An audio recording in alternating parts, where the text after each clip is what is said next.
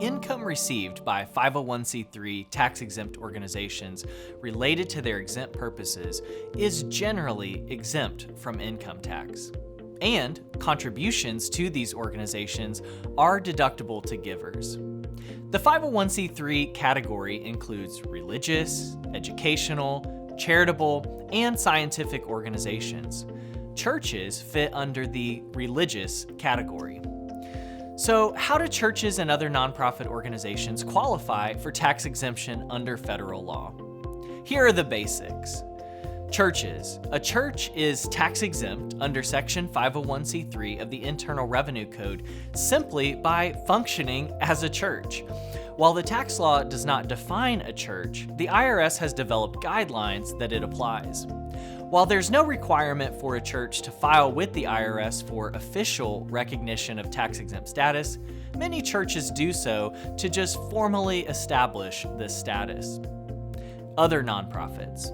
A formal filing with the IRS using a Form 1023 or 1023-EZ is generally required for other nonprofits to determine if the organization is tax-exempt under federal law. Can tax-exempt status be lost? Absolutely. For example, failure to file the Form 990 Annual Information Return for exempt organizations, if required, often triggers the loss of tax-exempt status. However, remember that churches are exempt from filing Form 990. So let's quickly cover some basic information about the advantages and also the limitations of tax exemption, plus an overview of the unrelated business income tax. Tax exemption advantages. In addition to the basic exemption from federal income taxes, an organization that's recognized as a 501c3 charitable organization under the Internal Revenue Code enjoys several advantages. Givers to the organization can be offered the benefit of a tax deduction for their charitable contributions. The organization can benefit from using special nonprofit mailing rates.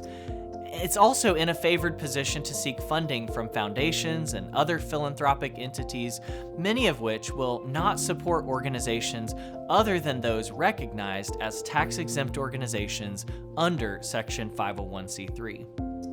It often qualifies also for exemption not only from state and local income taxes, but from property taxes for property that's used directly for its exempt function, and certain sales and use taxes as well.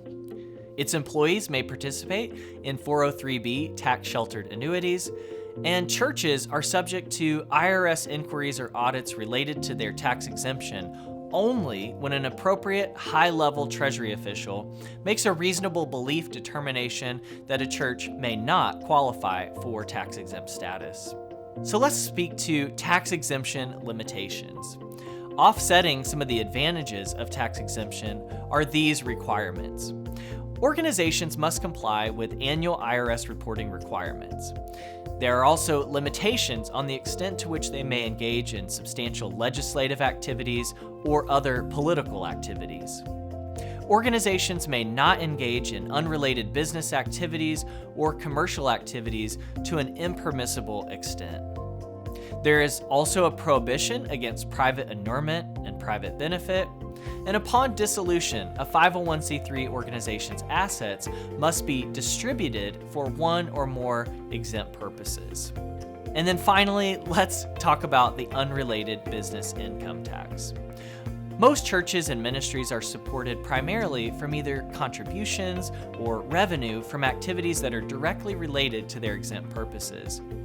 Sales of religious books, tuition at schools, and campers' fees are examples of exempt purpose revenue. On the other hand, income from activities that's not directly related to fulfilling an organization's exempt purposes may be subject to the tax on unrelated business income, or UBI. All income of tax-exempt organizations is presumed to be exempt from federal income tax unless the income is generated by an activity that meets all of the following requirements. It is not substantially related to the organization's exempt purpose or function. It is a trade or business, and it is regularly conducted. UBI is permitted for tax-exempt organizations. However, these organizations may have to pay tax on income derived from activities that are unrelated to their exempt purpose. Furthermore, UBI must not comprise, as we talked about earlier, a substantial part of the organization's operation.